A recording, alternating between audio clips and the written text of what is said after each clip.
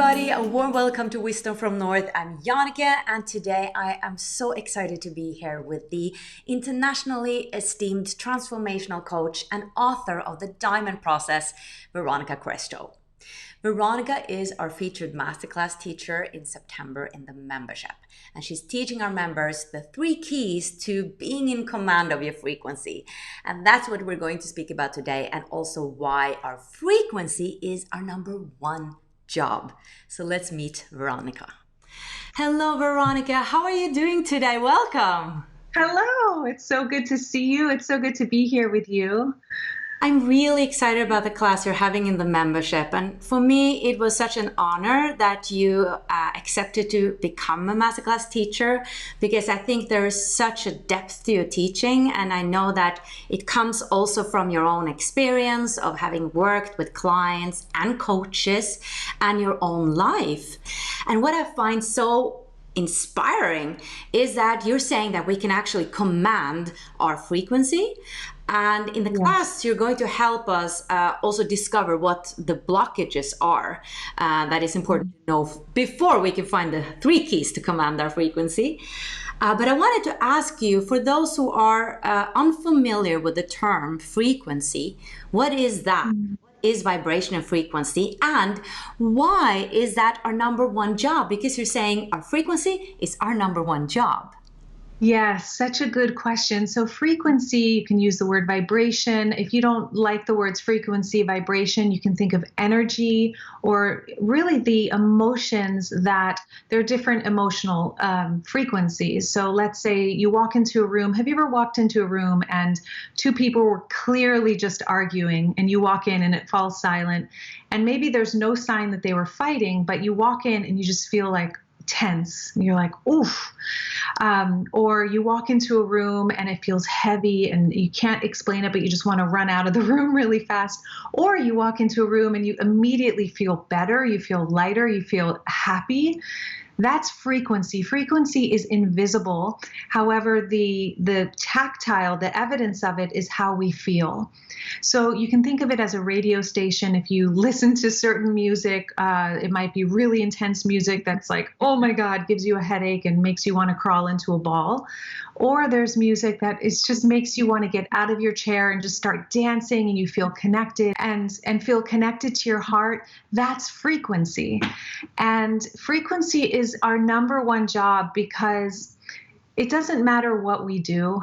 It's how we're doing it, right? You've heard that quote. I think it was Mother Teresa, or I actually can't remember who said this. People won't remember what you said. They'll remember how you made them feel. And really, our frequency is not only our number 1 job, because that's really the value that we give is the frequency we emit.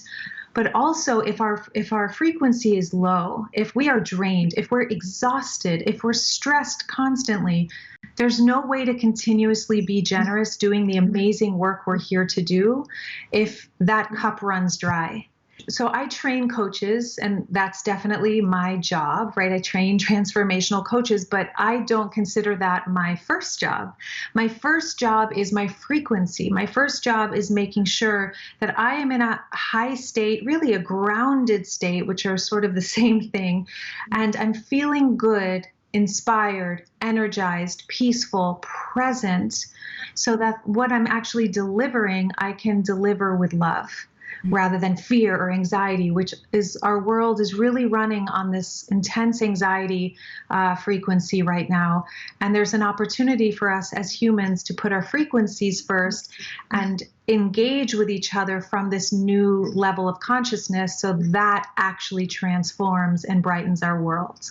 I love that way of seeing it and that perspective. It's so empowering. And then just imagine that everybody would put their frequency first. Oh my God, imagine a world. Exactly. Let us imagine a world where everyone watching this right now is feeling so good. And all around the world, no matter what nation, what type of person, what masculine, feminine, whoever you are, child, elder, everyone knows that their responsibility is their frequency. And we're not only living from this higher frequency, we're also supporting others in lifting their frequencies. What a beautiful world with endless possibilities and innovation. Beautiful. And do you really think that we can all always be in command, like 100%? Or because I'm thinking sometimes we are influenced by cycles, like the menstrual cycle, the moon cycle, and also other people's feelings that it's, I mean, even though we set the intention and we do this work, do you think it's possible to be 100% in command of our energy? I love that question.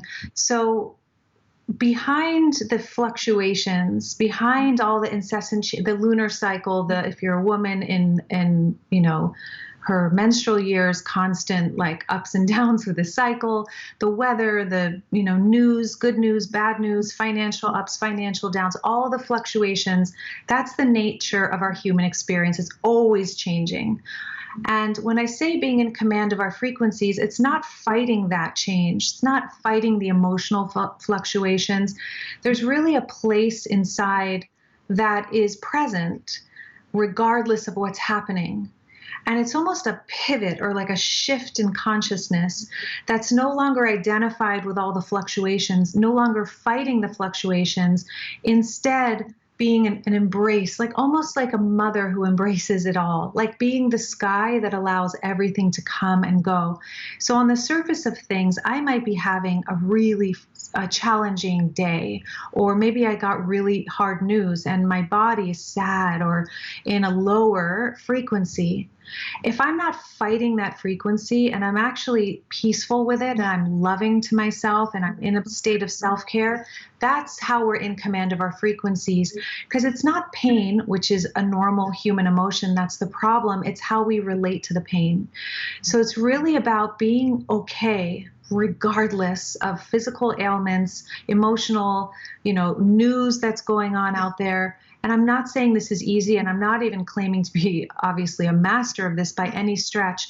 I will say that my mission is to awaken into this consciousness more and more and more, because the more I do, the more beautiful life becomes and the more rich this human experience becomes.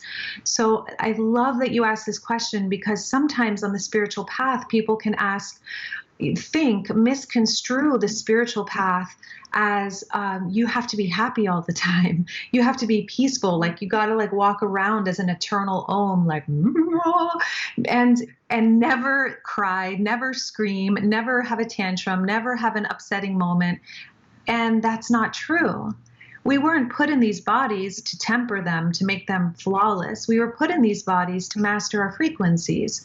A ship, like a captain, doesn't become a captain in calm waters. To be in command of our frequency, we don't learn to be in command of our frequency if like we're living in utopia. We're living on Earth, and there is a utopia hidden within it, which is another conversation. But it's this beautiful place to practice. Can I be kind to myself? It's a beautiful opportunity to ask ourselves, can we be kind to ourselves no matter what's happening? Can we be gentle? Can we be accepting, radically accepting of ourselves and others? How did this change your life, becoming aware of these things? Okay, depression, suicidal tendencies, anxiety, really challenging mind. Like really, I was in incessant battle with my mind. In 2009, I moved to the Redwood Forest to face myself. I was really struggling emotionally. Perfect life. Inside, I was a mess. And when I discovered this, which really the trees and nature taught me, as well as my teacher, Leonard Jacobson, but coming into presence and coming into mastering, putting my frequency first, freed me from the shackles of that incredible battle of struggling, not really wanting to live, like really waking up in the mornings and questioning my life. So I don't share this because, this is like a cool topic. I share it because it's definitely was life-saving to me. to learn how to be in command of my mind and my emotional body, my frequency, how to ride the waves without getting lost in them. And it also helped me radically change my life because a whole body of work was born out of my willingness to go into the shadow. And so it not only freed me into better feelings, like feeling much better, it also freed me into purpose. So I'd say for some reason it's coming into share right now. Nature is a fast track to aligning with the true frequency. And anytime, in my darkest hours when I was struggling financially as well, nature was free. Nature is free. And so I would source from nature again and again and again. And I realized there's no better, greater wealth. Like wealth is beyond money. It's literally the air we breathe. It's the sunshine. It's the earth beneath us. And we always have access to this. We always have access to wealth. Yes, I just made a financial mini course actually talking about wealth. And I think the more we open up to that reality, that truth, that the universe is abundant and it wants us to be abundant. And I think that is natural for us, but I think we are resisting it without even knowing it. So the more we can embrace abundance in general and wealth in general, I think it will open up so much more for us and see, like you're saying, the example of nature. A flower is supposed to be a flower and be proud to be a flower, and and it's us dimming our light down. Nature doesn't do that. So learn a lot from nature. I love that you're saying this because personally, something I struggled with for so long, and there's still echoes of it, is that we live in a very male-dominated society. Not male in the sense of everything's very logical, practical, linear. It's very, and the feminine is very, very wild. It's the feminine is unpredictable. The feminine is infinite in capacity to express, to feel. And so nature is such a beautiful demonstration showing us whether you're more masculine or you're more feminine by nature. If you're an orchid or a cactus by nature, it's really about owning that rather than comparing. It's really what I'm hearing you say about nature. It's like really being all that we are. That takes radical courage, and really it's what we're here to express rather than trying to tame, or I'll speak for myself, trying to tame myself into what I thought I needed to be to fit in. Oh, yeah. I mean, the feminine and the masculine is such a huge topic. And I love how you're saying wild woman, because I think it's important to talk about, because sometimes I can feel that I judge myself for not being structured enough, not kind of being like I see or think that people will expect from me, like being more, I don't know, man-like in a sense. Like, Totally. and I do look up to men and see how much they have created, and I want to create a lot as well. But I have had to work with myself on the feminine way. Like actually, we've been talking about it in Wisdom from North, like my colleague and I in the company, how we can create in a feminine way, not trying to create in a masculine way or being men, but doing it like in truth or an alignment with the feminine energy. And of course, I mean, we all have both inside of us. I just think that sometimes I've been creating very much in the masculine energy because I've judged a bit my chaotic and wild energy. So there's a lot to discover there. Thank you for saying this, because the beauty and the power of you, Jannica, is that the chaotic or the artist, an artist is not structured. An artist is typically wild, untethered, receptive to the unknown. And you are such a beautiful and powerful demonstration of someone who has created a miracle, Wisdom from North, out of that place, while also using the structure. So it's not this or that. You're using both. And that is that synergy of marrying the divine feminine and masculine within us is actually what can create so much beauty in our world. And I just feel like saying this to myself, to you, to anyone, especially those of us who have judged ourselves harshly for as something that we don't think we're supposed to be, like you said, chaotic. Or for me, sometimes I'm like, am I crazy? You know, the thing I would judge in the past is just crazy. And to really embrace, that's what raising our frequencies and putting our frequencies first is knowing that there's no mistake. There are all of these facets on a diamond. We have all these facets of our human experience, and that's what makes the diamond so beautiful. And really raising our frequencies, being in command of our frequencies, is about going, this is me. This is all of me. This is the whole of me. Take it or leave it. And there's a courage in it, and there's a humbleness in it, a humility in it, and there's a profound freedom in it.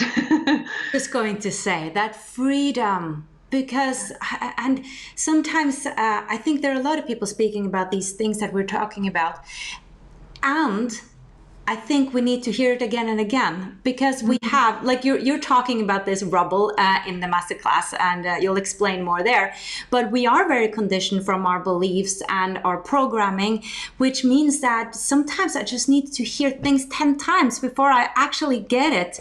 So it needs to be integrated and felt and not just heard, because sometimes we don't hear it because we're just not there. And then we hear it, and then it goes in. So, and your class, I had many ahas there. There was like one thing that really hit home with me, and I think it was because it triggered me, or like in a positive something, yeah, in a way. And that was that one of the blocks are overthinking. And it triggered, or trigger is maybe not the word, but it resonated with me. I just understood that that's mine, because I have a tendency to think and think and think. And I think I actually indulge in it. Like, I love thinking. And you made me really aware, and I know it from before, but just putting it just so directly, like that is one of the blocks. I was like, oh my goodness, of course I know. Like, I obsess sometimes with thinking. Yeah, and I can totally relate to that. I just want to say one thing is that thinking is beautiful. I mean, to actually create, envision, and imagine, that's how worlds are created, right? We start with imagination. What I have found is to have boundaries between my time for reflection and thinking and my time for stillness and silence. That having boundaries between the two, it's like, this is my time. I'm washing the dishes. I'm just present here. I'm just with the dish. I'm deepening in this moment. And when thoughts come in, it's having boundaries with those thoughts.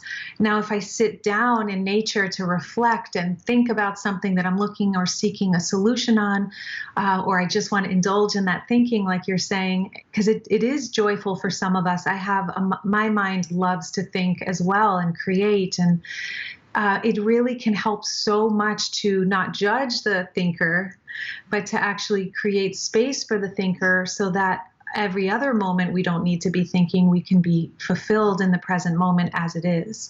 Right. And it's that awareness, like catching yourself.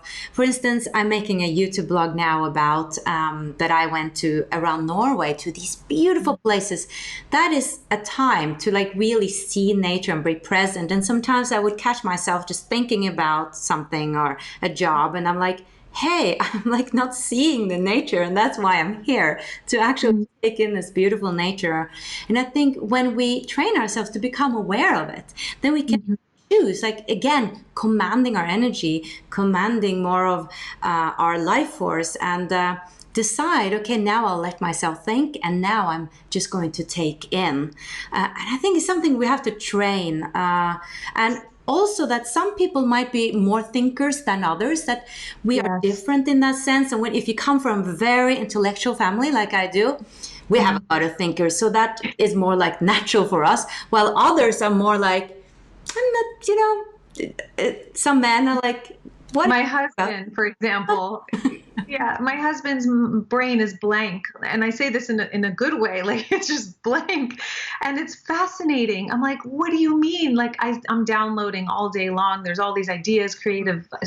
Oh my God, this, and he's like, wait, please. Like his brain can't hold all that. He's like, he has to, when he wants to create, he has to sit down and actually think and kind of create space for the downloads or for the creative instruction. And I'm fascinated by that because it's constantly coming in for me. I have to actually have boundaries with my own mind and kind of seal that off sometimes. So it is great you're bringing that up because everyone has a different mind. It's just knowing your mind. Right. Yeah. Knowing yourself, know thyself, which is the biggest thing, like Yeah. challenging thing, I think, and why we're here in a sense. I wanted to ask you, in your book, The Diamond Process, I haven't read it, but I really want to do that one day.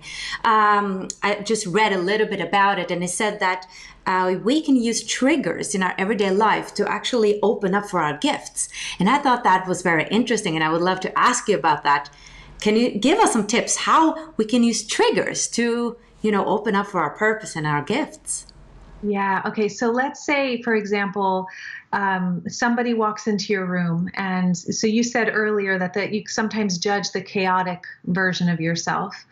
And so let's say someone walks into your space and it's chaos. There's just like, you didn't know they were coming, and there's just stuff everywhere. And let's say you normally lead with like, I'm the perfectionist, or I have everything organized, I got it all together. And somebody sees a more vulnerable part of you that you pushed down or pushed away. And maybe they judge it like, what a mess. Oh my God, you live in chaos. And suddenly you're like, and it's like you feel your whole body clamp down, you're triggered, you're angry at them, or you're ashamed of yourself, or you want to blame them, whatever the trigger response is. When we know how to work with our triggers, we actually unlock hidden gifts. Because in the chaotic facet, for example, there are many different examples of the countless examples. In the chaotic facet of you, there's such a treasure in there. There is, let's say, the wild artist who could take your whole life, business, relationships, who knows what, or a certain project to an unforeseen level, because that part is willing to not know and not control and just go into a much deeper state. So there may be a gift in there, and we don't know until we actually embrace that part of ourselves. So instead of feeling shame or blaming them, going into fight or flight, which is what we usually do when we're triggered, it's about going into flow, which is fueling love over war. And it has nothing to do with the trigger. It's all an inside job. So the book takes us through this whole journey of mining up those hidden gifts using the triggers that we face on a daily basis. So I wish we had learned this in school growing up, but really the emotional triggers that we face are like pointers saying there's a beautiful gift that is unwrapped. It's at the bottom of the ocean of your subconscious, and this is where you can find it. And it literally points us, but most of us are so fixed on, did you hear what he said? I can't believe what a jerk that person is, lost in the trigger rather than utilizing the trigger to dive deep inside the subconscious, the unconscious, and bring up more of ourselves so that we can bring up the wealth, the joy, the inspiration, different facets of our personality, greater confidence that are tucked away because we learned that those parts of ourselves are not okay. So the journey of the diamond process is about being all that we are. It's about being radically in the state of radical self-acceptance and being a full-faceted, a multifaceted human who shines like the sun, no matter what. Beautiful. I get so fascinated by this life and that everything or every moment has potential for discovery. Like nothing is random. Like there's always, in every moment, in every feeling, in every thought, there's something we can discover. And there are layers and layers and layers. And when I started this path, I was like, oh my goodness, this is so magical. Like, this is really exciting. And I came from depression where everything was flat, like gray. And when I woke up to the spiritual path, I realized that no, life is so exciting if you just start to see it and start to explore it and live in that self-exploration. Then it's not a dull second at all. Never a dull moment. I've never shared this and I don't know why it's coming up, but I remember in my 20s, I went through a really rapid and unexpected awakening that was there are really no words for it. And what brought it on, it started with a deep emotional release. And then for 2 days, I was in this state where every single thing, I could literally see that everything was perfect. Everything was divinely orchestrated. Like the fact that I had put a book on a shelf months before so that I could find it in that moment. I could see that there's nothing's a mistake. No moment, no breath, no slip up, no challenge, no failure. Nothing is a mistake. It was like having the veil lifted for a moment and seeing like there is no way to fail. There's no way to do anything wrong because everything is an opportunity for healing, growth, and evolution. And it seemed at that time like everything was is placed perfectly. And we're part of this dance, and every action, even me putting this pen down there for whatever reason has to be right there. And my mind could tell me, no, you should have put it there, but that's where it needs to be. And the beauty that came for me from that is that it is magical, like you're saying, it's so exciting. And I can relax because it's all unfolding the way it should. It's all unfolding divinely, perfectly. The only thing that sort of counters that sometimes is limited thinking. That's a beautiful place to end this interview. Thank you so much for sharing that, Veronica. And thank you for your beautiful, beautiful class in the membership. And I'm just excited to keep following your work and your YouTube channel and for my members to meet you. Thank you so much for your divine, beautiful work. Oh, you're so welcome. Thank you, thank you, thank you. And thank you to this beautiful community, really to each of us choosing to go deep inside and to shine bright out here. I do believe we're living in magical and beautiful times. No matter what it may seem like on the surface of things, there is an emergence of something of truth rising right now. And it feels so beautiful that we all get to rise together now. And thank you, Janica. Oh, you're welcome. Always a joy. And if you want to learn more about Veronica's masterclass, there's a link below. And also as a member, if you are curious about the membership, you get access to 20 plus other masterclasses with beautiful teachers. And I would love for you to join us. And we're open now for a while longer. So check it out. The link is below. And thank you so much for watching. And may you shine the light that you are. Bye-bye.